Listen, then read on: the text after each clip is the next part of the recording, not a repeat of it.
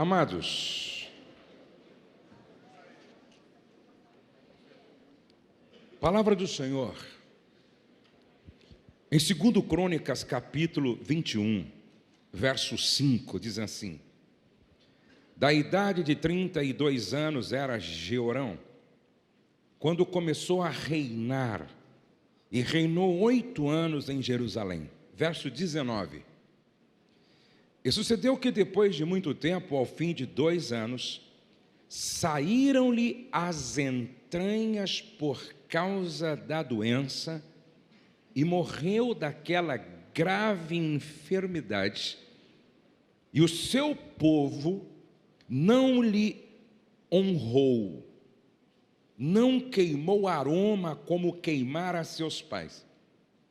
Verso 20: era da idade de 32 anos quando começou a reinar, e reinou 8 anos em Jerusalém, e foi sem deixar de si saudades.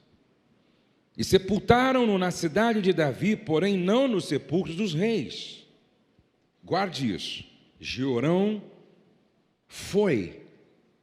se foi, sem deixar de si saudades. Agora, Hebreus 11, verso 4.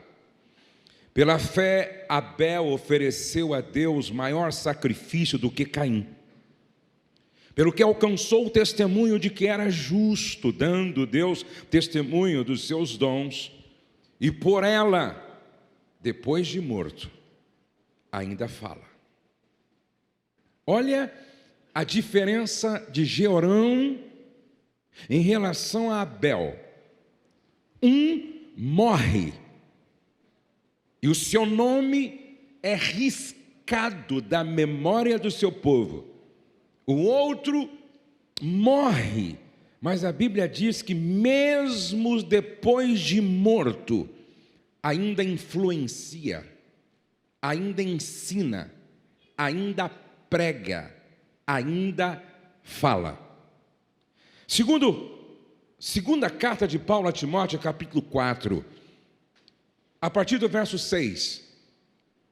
Porque eu já estou sendo oferecido por aspersão de sacrifício, e o tempo da minha partida está próximo. Paulo sabia que desta vez ele seria julgado, condenado e decapitado. Por isso, no verso 7 ele diz: combati o bom combate, completei a carreira, guardei a fé. Desde agora, a coroa da justiça me está guardada, a qual o Senhor, justo juiz, me dará naquele dia. E não somente a mim, mas também a todos os que amarem a sua vinda. Quantos podem dizer amém? Eu estava um dia no meu momento devocional, lendo mais uma vez a palavra, e quando eu cheguei naquela parte do Evangelho segundo Marcos, onde Marcos nos dá a relação de todos os nomes dos discípulos de Jesus, quando eu li assim, no final, Judas, vírgula, o traidor. Judas Iscariotes, vírgula, aquele que o traiu. O Espírito Santo me fez uma pergunta muito séria. O Espírito Santo me perguntou assim: como você quer ser lembrado? Judas Iscariotes, vírgula, o traidor.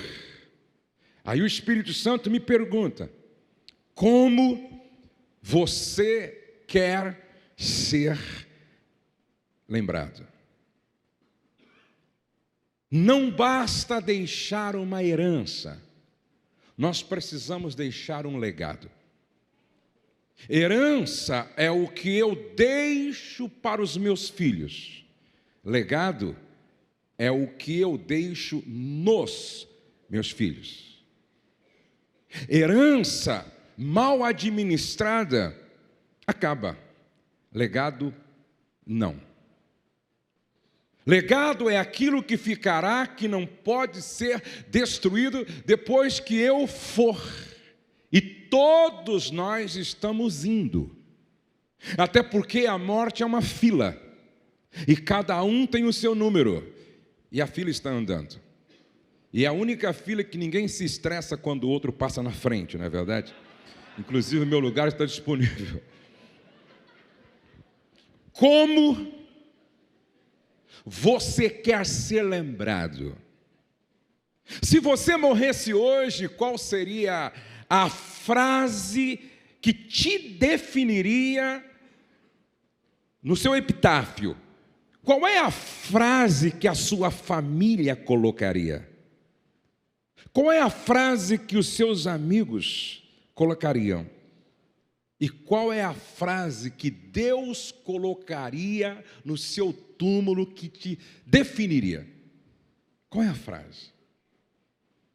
Se você quer se tornar alguém inesquecível, a semelhança de Paulo, a semelhança de Daniel, ou a semelhança de Jó, ou a semelhança de Abel, você precisa se preocupar com algumas marcas de um líder inesquecível. Por isso, olhe para livro de Jó, capítulo 1, verso 1, qual deveria ser a sua primeira marca de um líder que quer ser como Abel e não como Jeorão. A Bíblia começa assim, o texto de Jó, capítulo 1. Havia um homem na terra de Uz, não era um judeu. Havia um homem na terra de Uz, cujo nome era Jó. E era este homem íntegro, inteiro, reto e temente a Deus, e desviava-se do mal. Nesse livro eu começo com esse tópico: não basta carisma, é preciso caráter.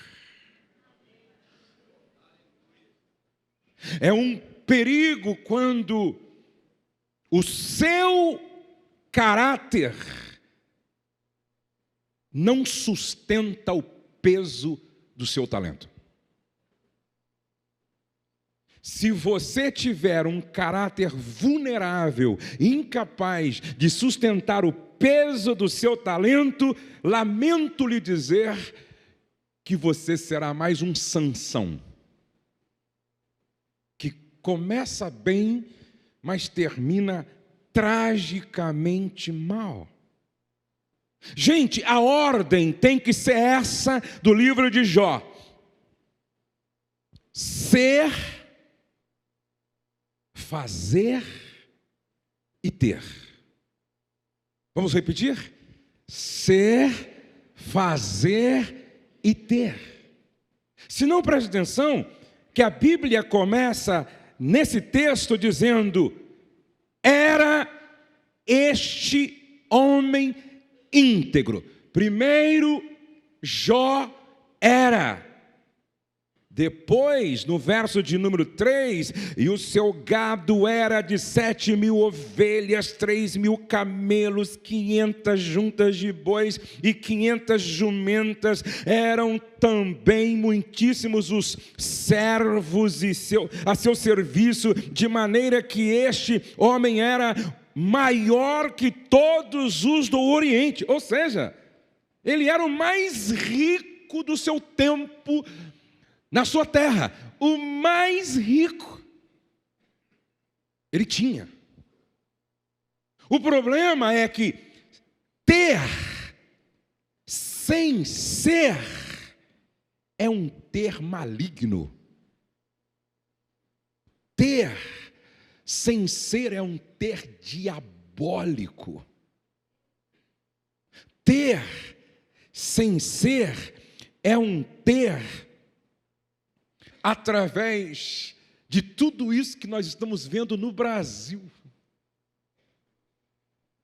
A maior crise no Brasil não é política. A maior crise no Brasil não é social. A maior crise no Brasil não é econômica. A maior crise no Brasil é moral. É uma crise de integridade.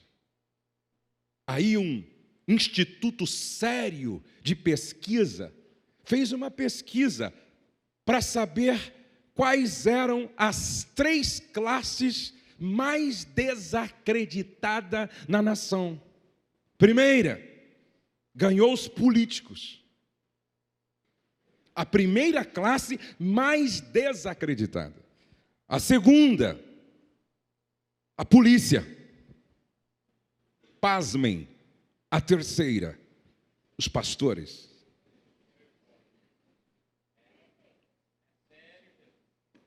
Preste atenção.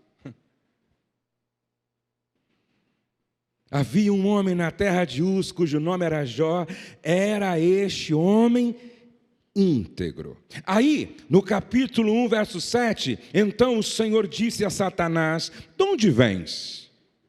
E Satanás respondeu ao Senhor e disse: de rodear a terra e passear por ela. E disse o Senhor a Satanás: observaste tu a meu servo Jó? Eu não posso viver sem esta consciência. Eu estou sendo observado pelo diabo. Observaste tu a meu servo Jó? Se Deus marcasse uma reunião hoje à noite com o diabo para falar a teu respeito, o que Deus teria para dizer ao diabo sobre você?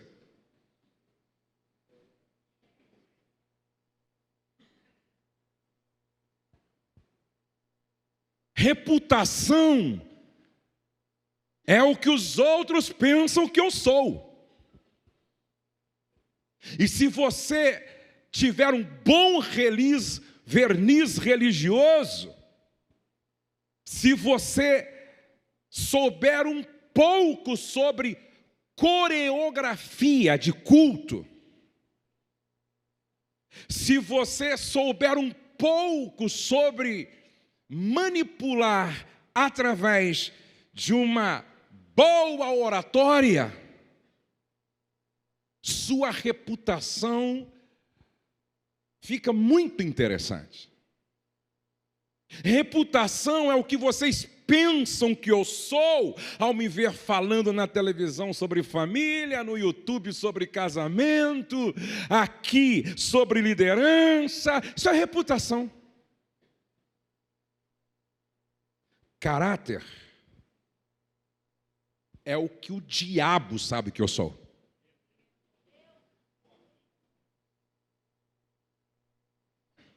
Observaste tu a meu servo Jó? Caráter é o que eu sou quando ninguém está me observando. Só que eu não posso esquecer que não só o diabo me observa, mas a Bíblia diz que aquele que tem os olhos como chama de fogo que penetra o impenetrável, destes olhos eu não escapo.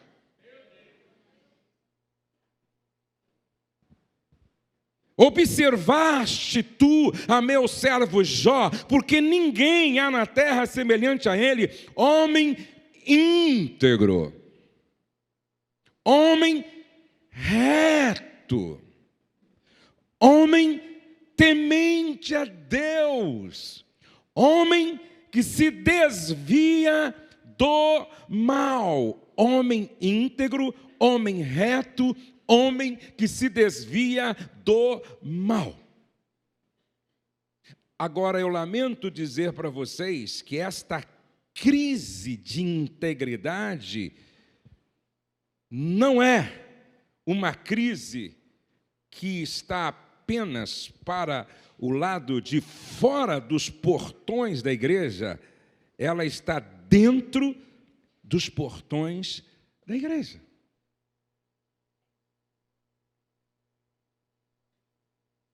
Veja que quando Paulo escreve a sua segunda carta a Timóteo, no capítulo de número 2, ele diz assim: tu, pois, meu filho, fortifica-te na graça que há em Cristo Jesus.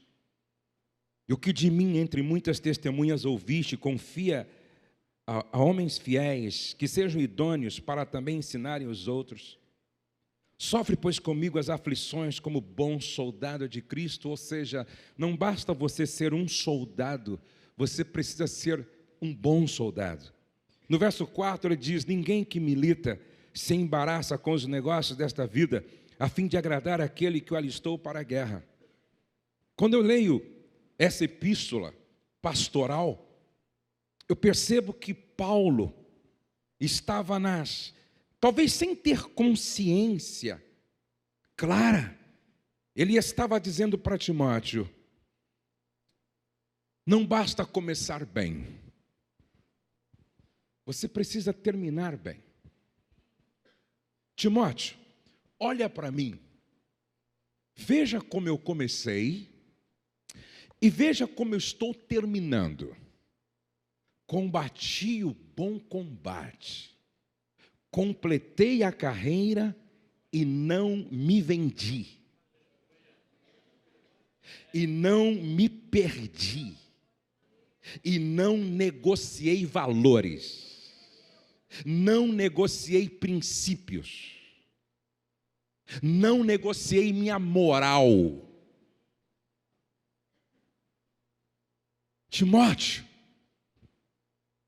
não basta começar bem, agora você precisa terminar bem.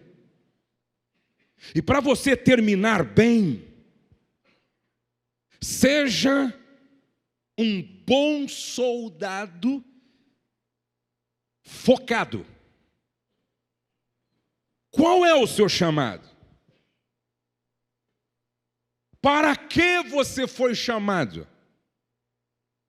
Porque o soldado em serviço não se embaraça com os negócios desta vida.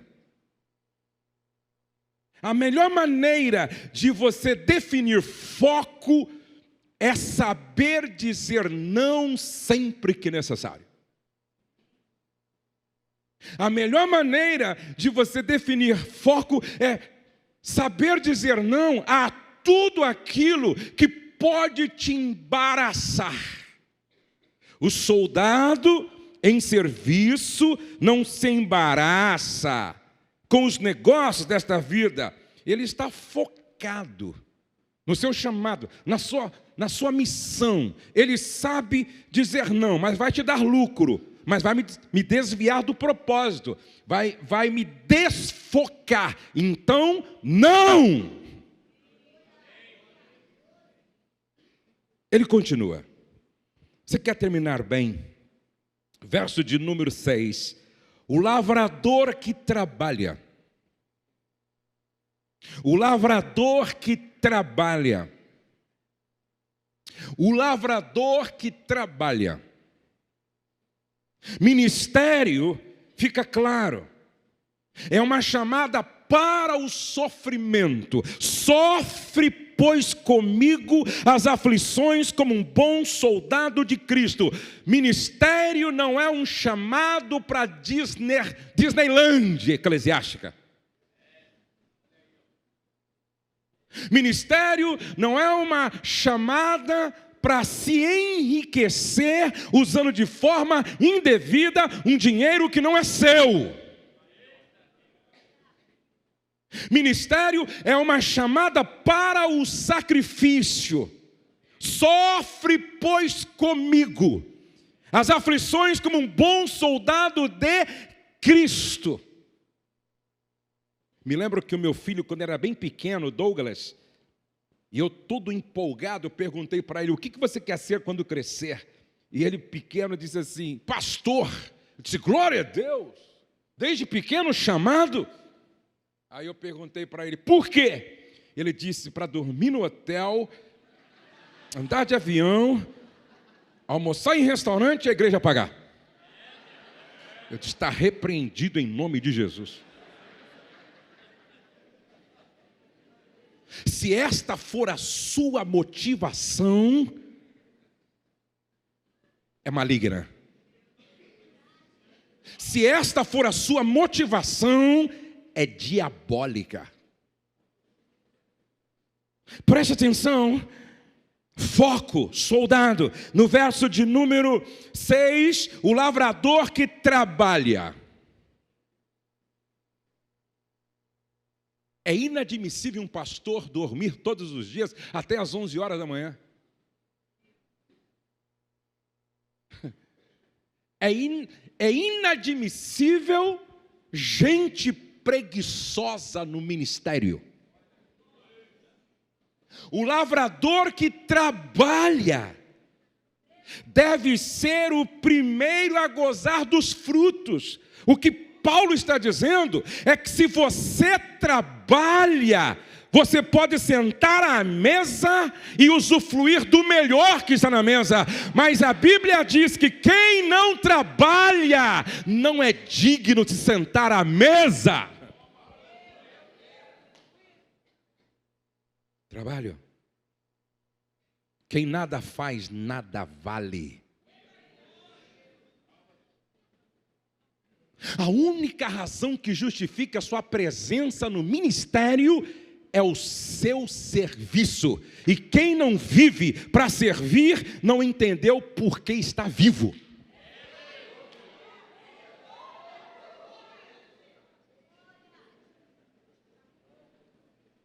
E aí, Jesus poderia terminar o seu ministério antes de ir para a cruz, realizando um milagre, provocando espetáculo midiático em Jerusalém, para que todos dissessem: ele é o cara.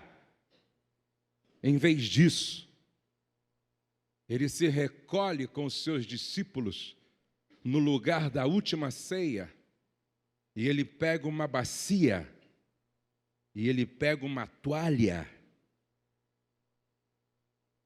e ele vai mostrar para os discípulos qual é a essência do Evangelho. E ele começa a lavar os pés. Essa cena me impressiona. Sabe por quê? Depois da cruz, é a cena que mais mexe comigo. Porque é o Criador lavando os pés das criaturas. Porque é o Senhor lavando os pés dos servos. Porque é o Santíssimo lavando os pés dos profanos. Porque é o perfeito lavando os pés dos imperfeitos.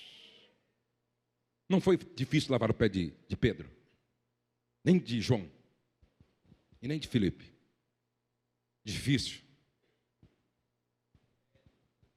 foi chegar diante dos pés de Judas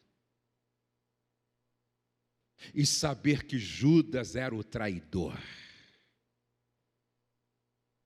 Você só estará pronto para servir no ministério o dia em que você estiver pronto para lavar os pés de um traidor.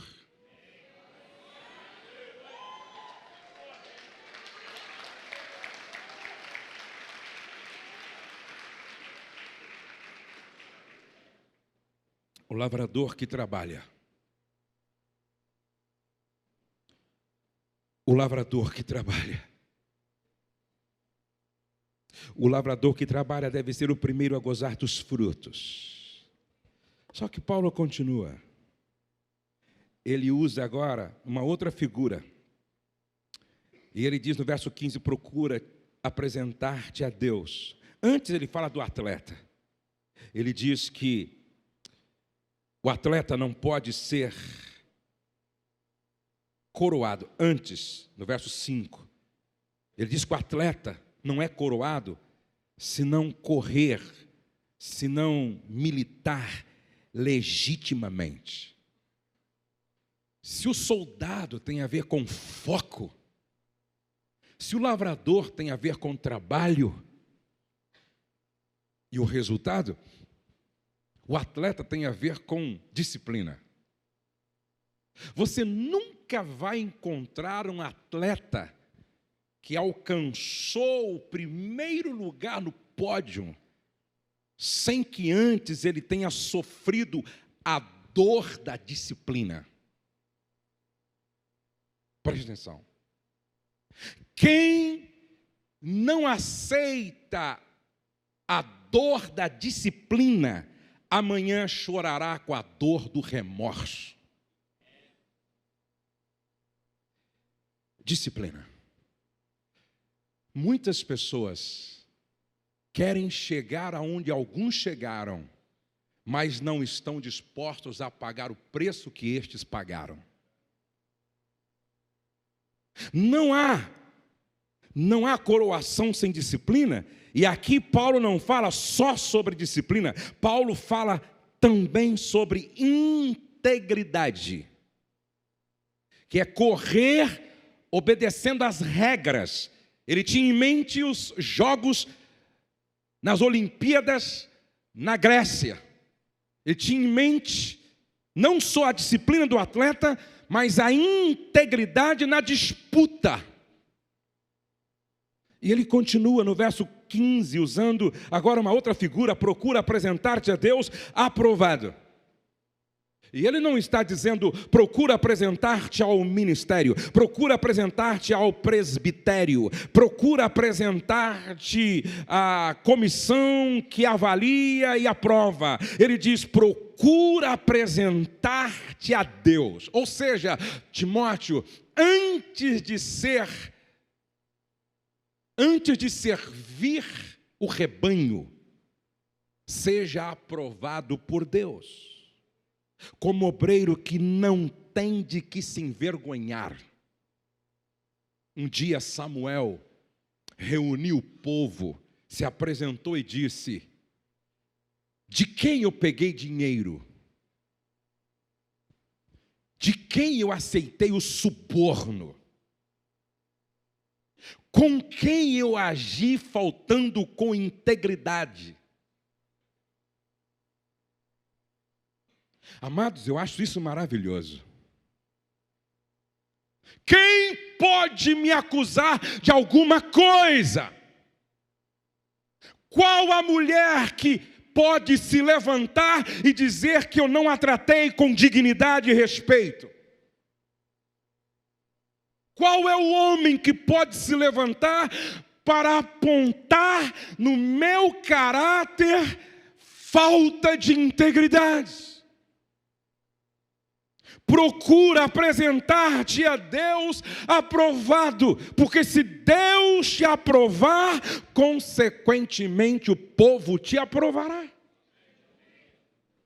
Como obreiro que não tem de que se envergonhar, que maneja bem a palavra da verdade. E aí, ele continua. Agora ele usa já uma outra figura, verso 20.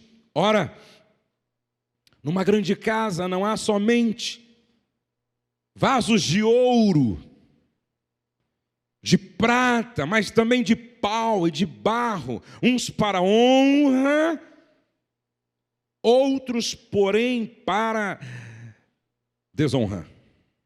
De sorte que se alguém se purificar destas coisas, será vaso para honra, santificado e idôneo para uso do Senhor, e preparado para toda a boa obra.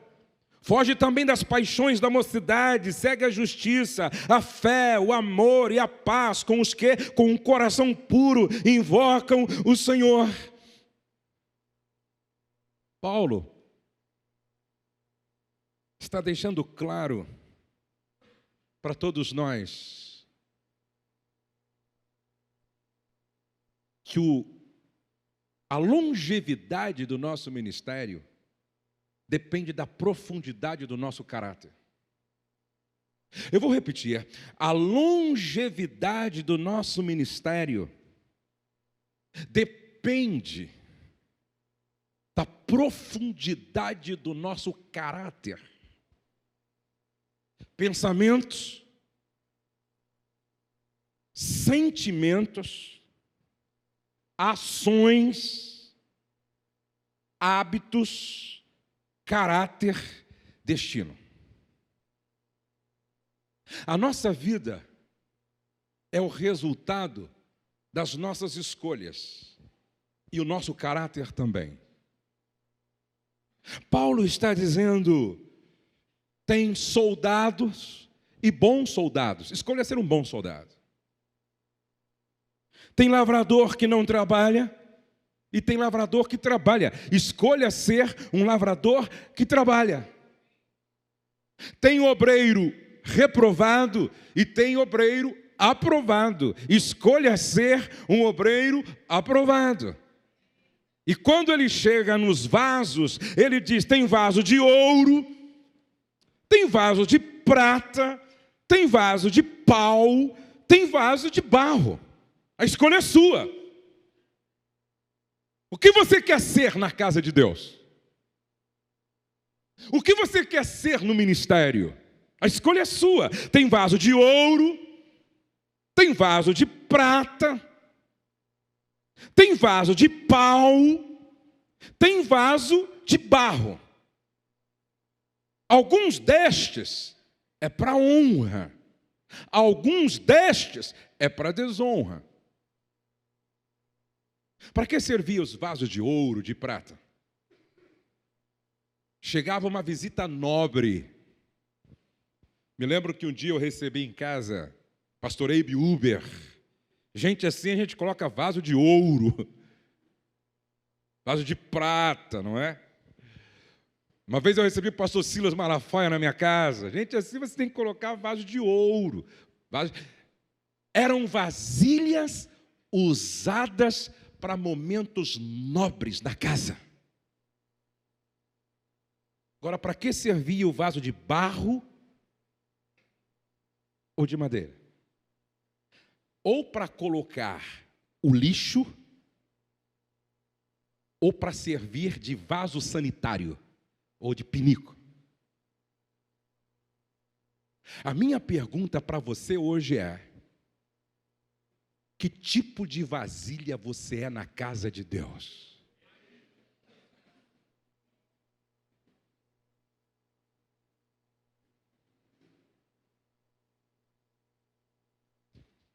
Qual é a escolha que você está fazendo? Eu visitei uma cidade nesta nação. E o irmão que me levou me contou uma história chorando. E ele dizia: eu fui membro de uma igreja, pastor. Tinha 1000 membros a igreja. De repente uma mulher abriu a boca e disse que estava tendo um caso com o pastor. Pressionaram ela. E ela disse: mas não é só o pastor. É com o vice-pastor também. Pressionaram ela. E ela disse: mas não é só com o vice-pastor. É com aquele que lidera todo o trabalho de células. 3 que decidiram ser o vaso sanitário da igreja. 3 que decidiram ser a lata de lixo da igreja. E sabe qual foi a implicação disto? A igreja acabou. Aquela igreja local acabou. Eu ouvi um testemunho de um homem que ele estava na sua sala, um pastor, no seu escritório. Ele chamou a secretária. A secretária veio para ver algo nos arquivos, no armário. A secretária entrou, ele olhou para ela e continuou trabalhando. Ela entrou, mexeu nos arquivos, saiu, fechou a porta. Quando ela saiu, ele ligou para o seu copastor, Disse: vem aqui, por favor. O seu pastor auxiliar entrou, fecha a porta. Ele se levantou e disse: eu vou dobrar o joelho aqui. E você vai colocar a mão sobre a minha cabeça e orar. Porque a minha secretária entrou e saiu, e algo passou na minha cabeça que eu não admito. Eu não aceito. Eu nunca abro mão do meu desejo de ser vaso de honra e nunca de desonra na casa de Deus. E aquele homem dobra o joelho, chorando, e o seu pastor auxiliar ora por ele. A minha pergunta é: qual é a nota que você daria para a sua integridade hoje? A maneira como você trata a sua mulher dentro de casa revela o substrato do seu ser. A maneira como você trata a sua mulher revela muito do seu caráter. Quem não sabe tratar a sua esposa com honra, dignidade, respeito e afetuosidade não está pronto para cuidar da noiva do Cordeiro.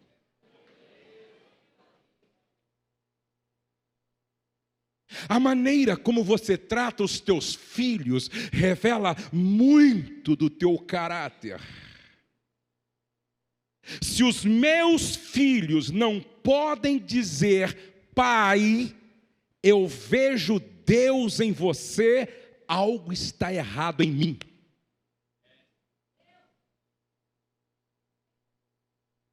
Seja aprovado por Deus e dentro da sua casa, senão a tua liderança será uma farsa.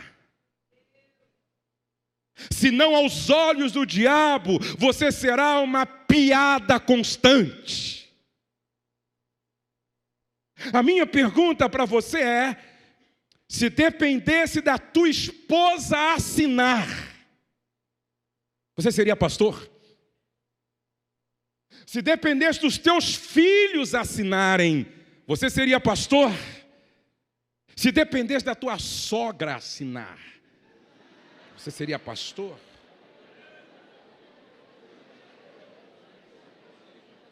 Se dependesse dos teus cunhados assinarem, você seria pastor?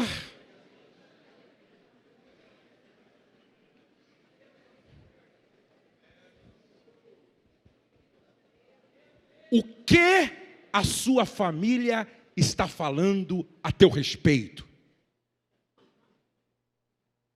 Capítulo 4 de 2 Reis. Aquela mulher vai ao profeta Eliseu e diz assim: o meu marido, teu servo, morreu, e tu sabes que ele temia ao Senhor. Eu disse para minha mulher e para os meus filhos: quando eu morrer, eu quero merecer esta frase no meu epitáfio: ele temia ao Senhor.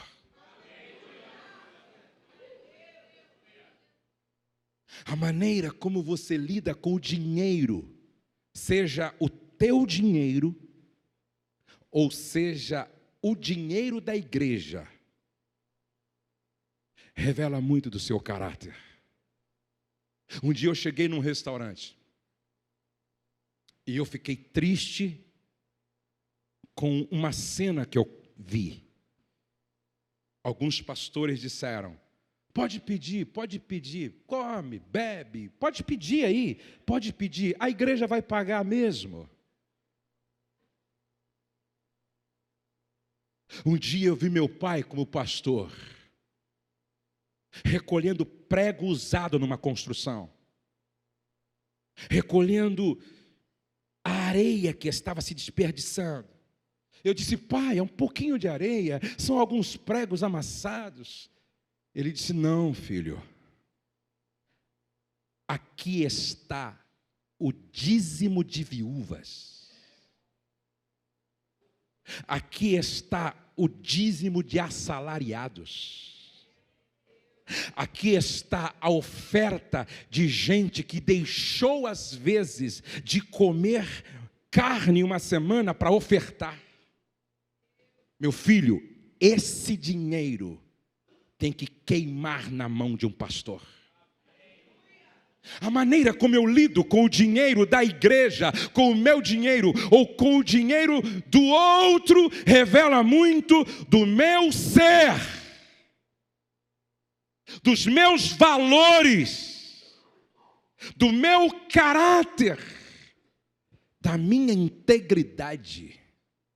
Aí eu termino convidando você para ler um conselho de Paulo a Timóteo. 1 Timóteo, capítulo de número 4, verso 12.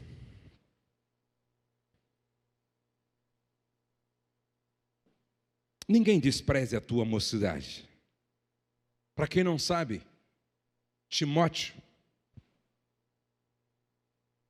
na concepção moderna para a seleção de líderes, ele nunca seria escolhido. Doente, anêmico, susceptível a enfermidades, introvertido,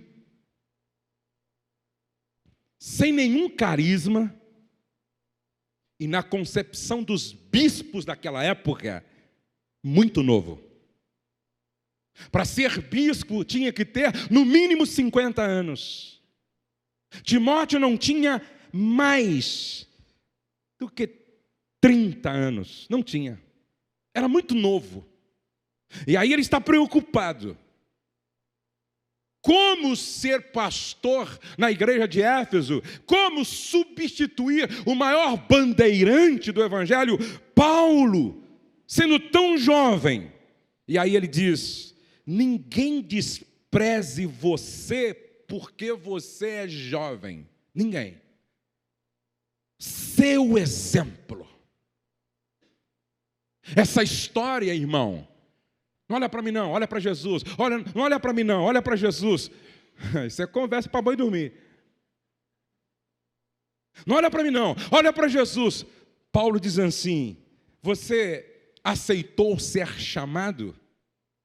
Você é um vocacionado? Você aceitou o chamado para integrar o time dos chamados e vocacionados? Seu exemplo dos fiéis, na palavra, no trato, no amor, no espírito, na fé e na pureza. Ele estava dizendo: Timóteo, seja como eu. Diga para os seus liderados: podem me copiar, porque eu estou copiando Jesus. Podem me imitar, porque eu estou imitando Jesus. Eu falei só apenas de uma qualidade, são 37, você pode adquirir meu livro lá, tá? Há uns 35 anos atrás eu tive assim uma experiência que não desejo para ninguém. Eu estava viajando para uma cidade para participar de um congresso de jovens, quando na estrada o policial rodoviário parou o ônibus e gritou: Josué Gonçalves. E eu, jovem: pois não, entre em contato com a sua casa, porque alguma coisa estranha está acontecendo lá. Eu desci do ônibus, foi um orelhão, o ônibus foi embora, e quando eu ligo para minha casa, ninguém atende, eu ligo para o meu irmão Marcos, o mais velho, ele pensando que eu sabia, e estava ligando para ele, para informá-lo, ele solta essa. Eu disse: Marcos, o que está acontecendo? Você sabe? Não. Marcos, você sabe o que está acontecendo? E ele disse: que o pai bateu o carro, quebrou o pescoço e morreu. Meu pai era pastor presidente da Assembleia de Deus em Bragança Paulista. Junto com ele morreu neste acidente o vice-presidente e um diácono. E a moça que provocou o acidente. Meu pai era um homem muito íntegro, muito amado. E eu me lembro que no velório do meu pai, eu tinha acho que 17 anos, veio o prefeito, o delegado, o promotor, o juiz, a cidade, o padre. Era um final de semana do Congresso de Senhoras. No sábado, quando deveria ser o grande momento do Congresso de Senhoras, foi a reunião fúnebre. Muitos pastores. O último a falar na cerimônia fúnebre foi eu. E eu me lembro como se fosse hoje, quando eu disse assim: eu não perco apenas um pai, eu perco um pastor, um amigo, um sacerdote, eu perco uma referência. Meu pai não deixou para mim 100 casas alugadas. Meu pai não deixou para mim 1.000, 2.000, 10.000 cabeças de gados numa fazenda. Meu pai não deixou para mim 5 milhões aplicados na bolsa de valores. Meu pai não deixou para mim uma fortuna, materialmente falando. Mas eu disse naquele dia, ele deixou aquilo que é a maior herança que um homem pode deixar, ou legado, para um filho. Ele deixou o seu caráter digno de ser copiado. Nunca vi meu pai mentir para ninguém. Nunca vi meu pai comprar e não pagar. Nunca vi meu pai brigar com a minha mãe na frente dos filhos. Nunca vi meu pai estar envolvido em um escândalo. Nunca vi meu pai fazer alguma coisa que comprometesse sua moral, sua integridade e sua honra. Em um aniversário na igreja, a igreja superlotada, ele leu aquele texto de Paulo e ele disse para a igreja: sejam meus imitadores, porque eu estou imitando Jesus. Vamos ficar de pé e nós vamos orar. Senhor nosso Deus e nosso Pai, Deus de Abel, Deus de Jó, Deus de Daniel, Deus de Paulo, Deus que nos conhece como ninguém mais nos conhece, Deus que nos sonda, Deus que nos esquadrinha,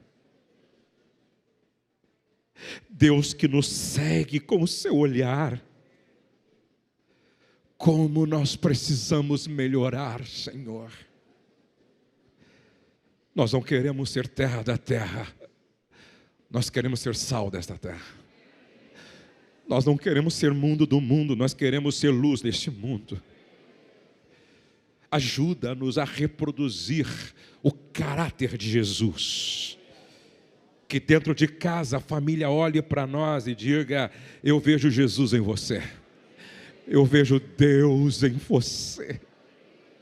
Que fora de casa, como sal, a gente provoque sede de conhecer a Deus nas pessoas, através do nosso testemunho da nossa vida.